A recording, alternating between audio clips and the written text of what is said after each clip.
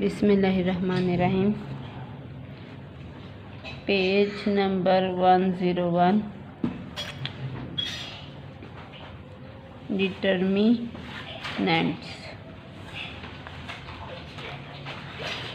Exercise number 3.2 में आपने square matrix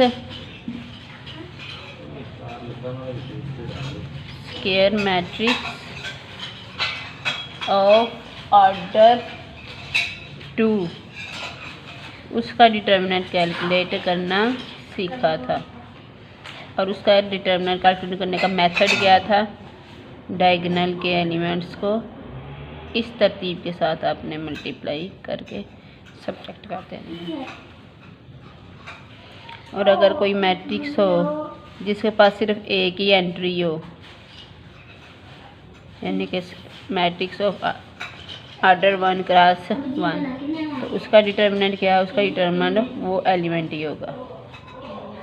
ये आपके पास स्क्वायर मैट्रिक्स ऑफ ऑर्डर 1 है। ठीक है जी। अब इस एक्सरसाइज में आप, ठीक है, सबसे पहले सीखेंगे determinant of matrix of order 3। Order 3 का जो है मैट्रिक्स, उसका डिटर्मिनेंट आप कैलकुलेट करना सीखेंगे सबसे पहले। फिर आप जो है आपको हायर ऑर्डर के जो स्क्वायर मैट्रिसेस हैं उनके डिटर्मिनेंट्स भी कैलकुलेट करना सिखाएंगे, जैसे ऑर्डर 4, ऑर्डर 5, ऑर्डर 6 है। तो सबसे पहले ऑर्डर 3 का जो है, ये आपके पास एक स्क्वायर मैट्रिक्स है। A11, A12, A13, A21, A22, A23, A31, A32, A33। ये आपके पास एक स्क्वायर मैट्रिक्स है ऑफ ऑर्डर 3 क्रॉस 3, या इसको सिर्फ 3 भी कह सकते हैं। ठीक है, 3 रोज़ और 3 ही कॉलम हैं। सबसे पहले हम इसका डिटर्मिनेंट कैलकुलेट करना सीखेंगे। इसका डिटर्मिनेंट कैलकुलेट करने से पहले हमें 2 डेफिनेशंस आनी चाहिए। वो 2 डेफिनेशंस क्या हैं?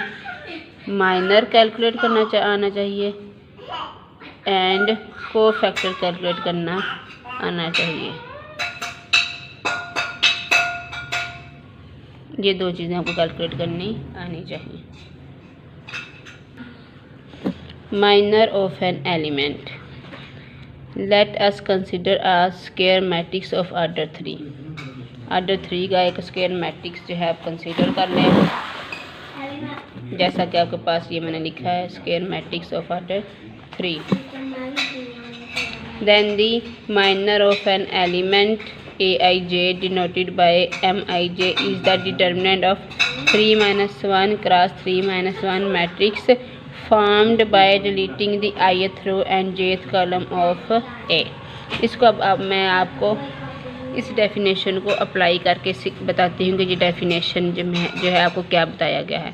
फॉर एग्जांपल उन्होंने मिसाल से आपको समझाया है। मिसाल के तौर पर यह आपके पास 3 क्रॉस 3 मैट्रिक्स है।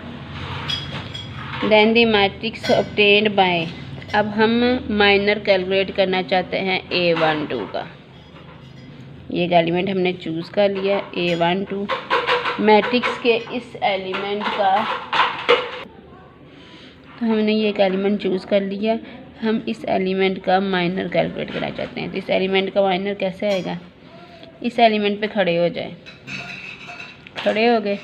अब ये एलिमेंट जिस रो में है उस रो को काट दें और जिस कॉलम में है उस कॉलम को काट दें। जो एलिमेंट्स बच जाएंगे ना, जो एलिमेंट्स बच जाएंगे उसको डिटर्मिनेंट में लिख लें। क्या बचा है? A21, A31, A23, A33। उसको डिटर्मिनेंट की फॉर्म में लिख लें। और जो आपके पास एलिमेंट के इंडेक्सेस है ना, वही आप m लिख के उसके साथ लिख दें। तो ये A12 का माइनर कैलकुलेट हो गया है। आप मैट्रिक्स के हर एलिमेंट का माइनर जो है वो कैलकुलेट कर सकते हैं। उन्होंने सिर्फ एक कैलकुलेट करके दिखाया है कि एक एलिमेंट का। अगर आपने A11 का जो है माइनर कैलकुलेट करना हो तो कैसे करेंगे? A11 का जो है वो मैं आपको माइनर कैलकुलेट करके दिखाती हूँ। A11 के माइनर को आप कैसे डिनोट करेंगे, M लिख के जो एलिमेंट के इंडेक्सेस हैं वही आप उसके साथ लिख देंगे। इसका माइनर क्या है, जिस एलिमेंट का आपने माइनर कैलकुलेट करना है ना, वो एलिमेंट जिस रो में है उस रो को काट दें, और वो एलिमेंट जिस कॉलम में है उस कॉलम को काट दें। वो रो और वो कॉलम काट दें। बाकी जो एलिमेंट्स बच जाएंगे ना उसको डिटर्मिनेंट में लिख लेना उसी तरतीब के साथ जिस तरतीब में बचे। A22, A23, A32, A33। तो ये आपके पास माइनर कैलकुलेट हो गया है A11 का। और अगर आपने माइनर कैलकुलेट करना हो A32 का तो कैसे कैलकुलेट करेंगे। A32 का माइनर, इसके माइनर को 32 से ही रिप्रेजेंट करेंगे। और कैसे लिखेंगे,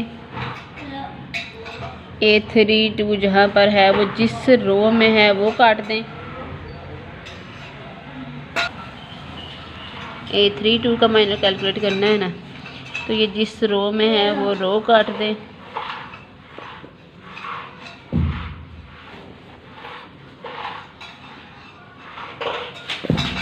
पुरानी लाइंस में हम मिटा दी हैं। A32 का माइनर उस रो को काट दें और उस कॉलम को काट दें।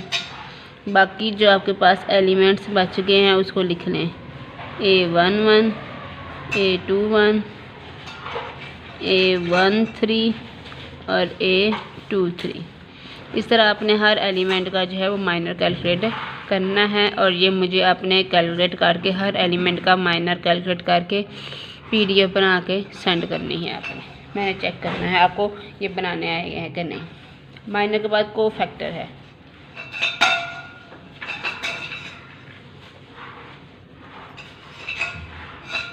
एलिमेंट का कोफैक्टर कैसे कैलकुलेट करना है, पहले उसकी डेफिनेशन पढ़ते हैं। The cofactor of an element Aij denoted by capital Aij and is defined by minor के साथ -1 और उसकी पावर i+j। वही i और j जो एलिमेंट के हैं उन्हीं को ही वही इसकी पावर बन जाएंगे। ठीक है जी, तो ये आपके पास इसका कोफैक्टर बन जाएगा। जैसा कि यहाँ पे A12 का माइनर कैलकुलेट किया गया था ना, अब यही इसी A12 के कोफैक्टर को कैलकुलेट किया गया है। माइनर के साथ मल्टीप्लाई कर देना, -1 की पावर 1 + 2, 1 + 2 क्या हो जाएगी 3। ये माइनर लिख दिया उसका। और -1 की पावर जब ऑड हो तो आंसर माइनस ही आता है। तो ये तो कोफैक्टर जो है उसके साथ क्या है, जस्ट माइनर के साथ जो है वो माइनस या प्लस को मल्टीप्लाई करने से कोफैक्टर आ जाता है। अब ये जो हमने जिन एलिमेंट्स के माइनर्स कैलकुलेट किए हैं इनके कोफैक्टर कैलकुलेट करते हैं। A11 का कोफैक्टर क्या होगा, कैपिटल A11 कैसे आएगा, -1 की पावर 1 + 1 और इसका माइनर -1 की पावर 2, इसका माइनर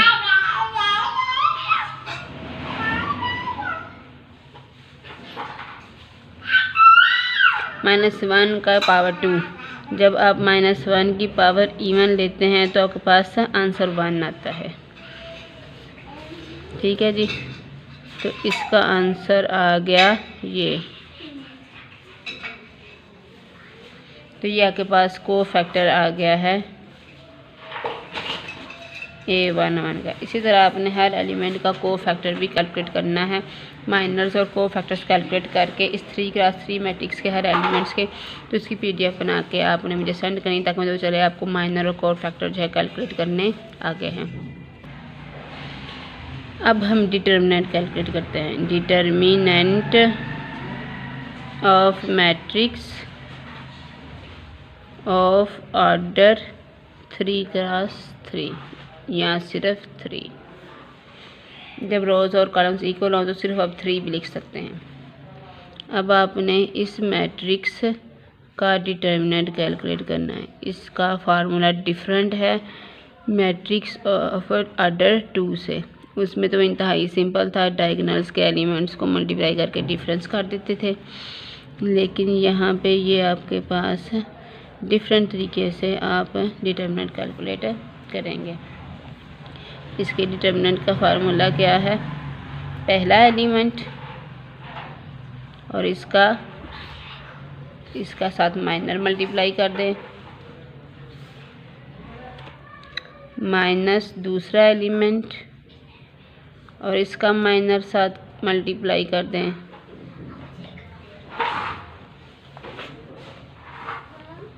प्लस तीसरा एलिमेंट और इसका माइनर साथ मल्टीप्लाई कर दें।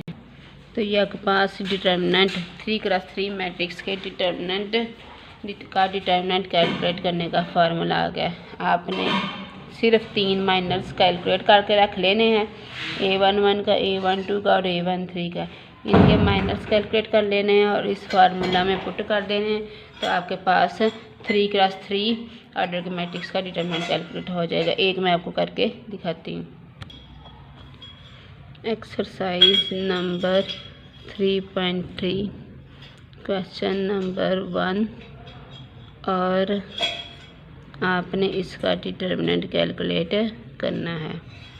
5 - 2 - 4 3 - 1 - 3 - 2 1 and 2।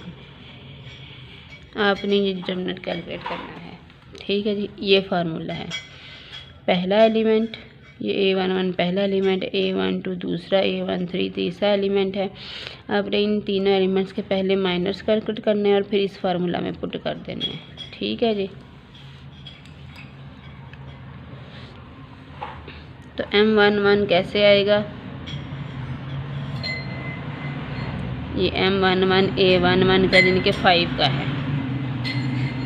ये कैसे आएगा, 5 जिस रो में और जिस कॉलम में है वो क्रॉस कर दें, जो बाकी बच गया है उसको डिटर्मिनेंट की फॉर्म में लिख लें। तो ये आपके पास M11 आ गया है। ठीक है जी। अब आपने M12 कैलकुलेट करना है। M12 कैसे आएगा, ये इसका आपके पास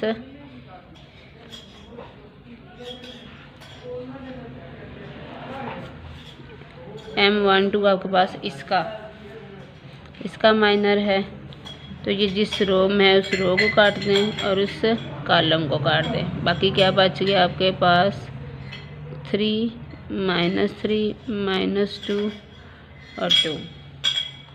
ठीक है जी। अब आप ये माइनर कैलकुलेट करेंगे 1 3। ये कैसे आएगा आपके पास,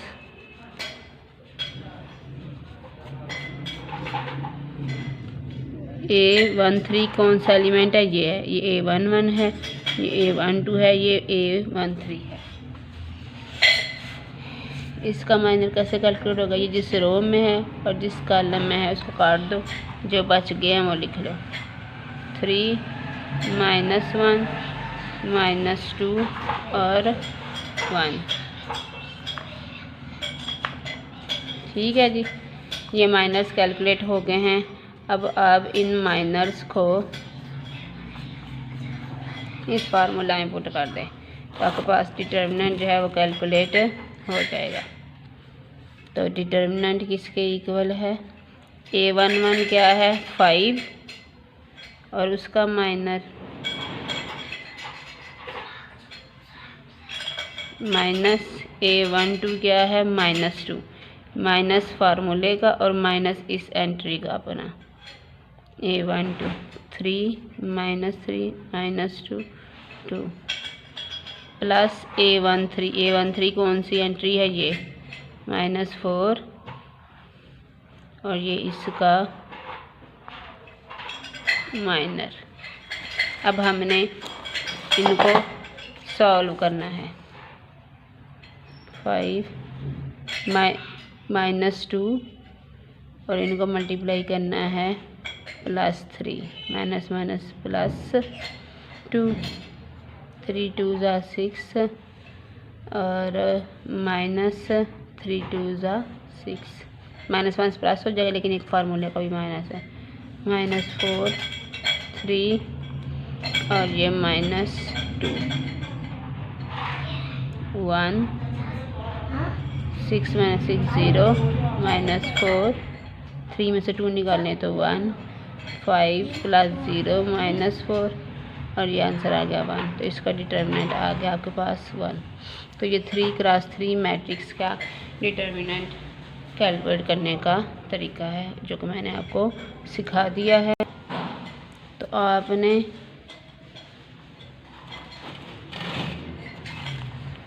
इस क्वेश्चन का पार्ट 2, 3 एंड 5 ये खुद करने हैं, और 4 और 6 में से एक मैं करवा दूंगी, एक आप खुद करेंगे। ठीक है जी, ये आसान है, ये तीनों खुद करने हैं।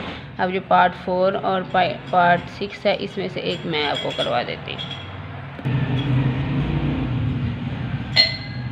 Part number 4, a + l a - l a + l a - l a -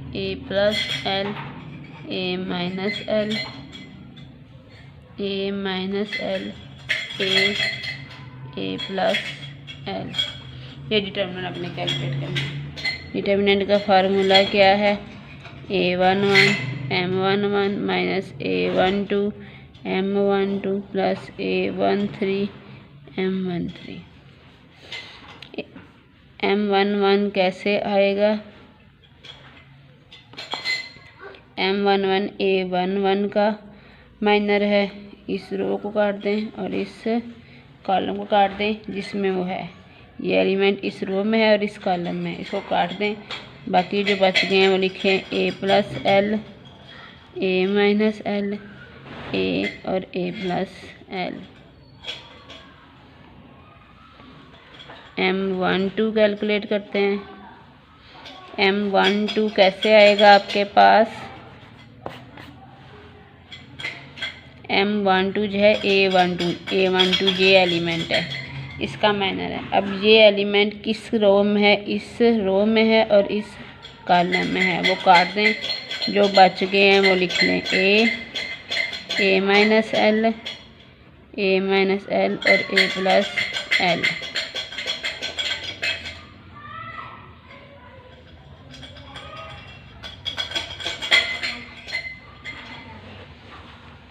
m13 कैसे आएगा?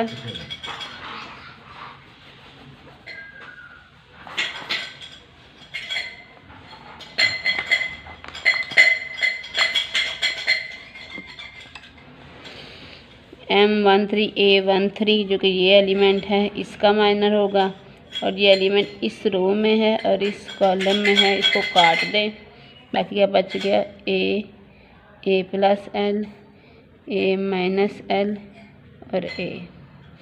अब इन माइनर्स और a1 a12 और a13 की वैल्यूज़ इस फार्मूला में पुट कर दें। a11 क्या है? a + l और a m11 ये है a + l a - l a + l minus a12 क्या है? a - l और a m12 a - l a - l a + l plus a13 क्या है? a m13 a + l a - l और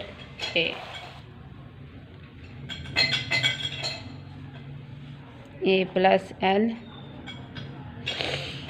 अब इस डिटर्मिनेंट को कैलकुलेट करना है। a + l को a + l के साथ मल्टीप्लाई किया, a + l square minus a × a - l minus a - l, और ये डिटर्मिनेंट ओपन करना है a × a + l minus a - l का स्क्वायर प्लस ए इंटू इन दोनों को मल्टीप्लाई किया ए स्क्वायर और इन दोनों को मल्टीप्लाई किया ए माइनस एल और ए प्लस एल। ए प्लस एल इसको मल्टीप्लाई ओपन करें, ये ए प्लस बी का स्क्वायर का फार्मूला है, जो कि आपके पास क्या होता है, ए प्लस बी का स्क्वायर किसके इक्वल होता है, ए का स्क्वायर प्लस बी का स्क्वायर माइनस प्लस 2ab। ये फार्मूला हम अप्लाई करेंगे।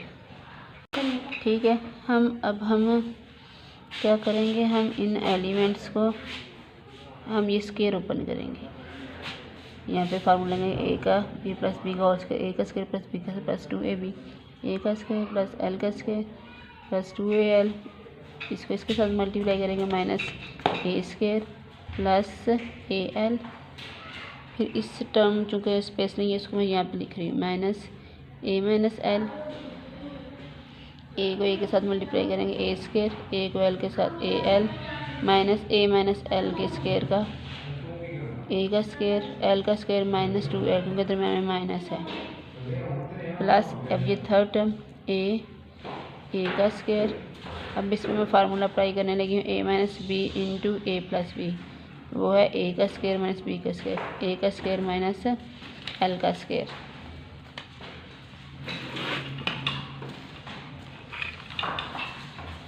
ठीक है जी, अब ये क्या बन गया, ए प्लस एल, ए स्क्वायर के साथ कट गया, ये प्लस है ये माइनस के साथ, बाकी क्या रह गया एल का स्क्वायर और ये 2al और ये 1al 3al माइनस ए माइनस एल, ए स्क्वायर के साथ कट गया, साइन डिफरेंट है, ये प्लस al है और ये माइनस माइनस प्लस हो जाएगा, तो ये आपके पास बन जाएगा 3al और ये प्लस माइनस माइनस होके एल स्क्वायर बन जाएगा। ठीक है जी, और इसको सिंप्लीफाई करते हैं, प्लस ए स्क्वायर के साथ कट जाएगा, माइनस माइनस प्लस होके एल स्क्वायर रह जाएगा। ठीक है जी, तो ये आपके पास, अब हम इन सब को मल्टीप्लाई कर लेते हैं।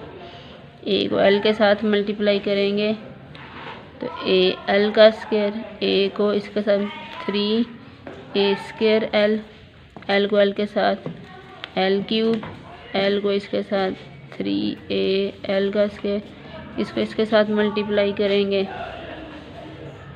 तो ये क्या बन जाएगा, माइनस ए को इसके साथ करेंगे तो 3a स्क्वायर एल, ए को इसके साथ करेंगे माइनस ए एल का स्क्वायर, माइनस एल को इसके साथ करेंगे तो माइनस 3al का स्क्वायर और माइनस माइनस प्लस ये हो जाएगा एल क्यूब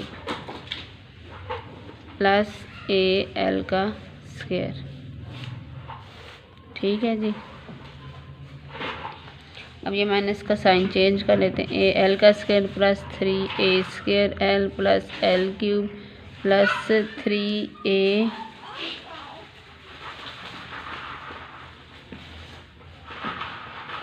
al का square minus 3a square L minus minus plus al का square minus minus plus 3al का square minus L cube plus al का स्क्वायर। एल क्यूब और एल क्यूब कट गए। अब हम al स्क्वायर काउंट करते हैं, कितने हमारे पास, एक al का स्क्वायर, 1 और 3 4, 4 और 1 5, 5 और 3 8, 8 और 1 9, 9al का स्क्वायर। अब हमारे पास a square L, 3a square L और ये माइनस 3a स्क्वायर एल, ये दोनों आपस में कट गए, बाकी जो रह गई हैं इन सबको हमने ऐड कर लिया तो हमारे पास 9al स्क्वायर आ गया, 9a स्क्वायर, और हमारा क्वेश्चन जो है वो सॉल्व हो गया। ठीक है जी, तो आपके पास जो 6 पार्ट है वो आपने अब खुद करना है। ठीक है जी, तो आपका क्वेश्चन नंबर 1 कंप्लीट हो गया। एक्सरसाइज नंबर 3.3 3 का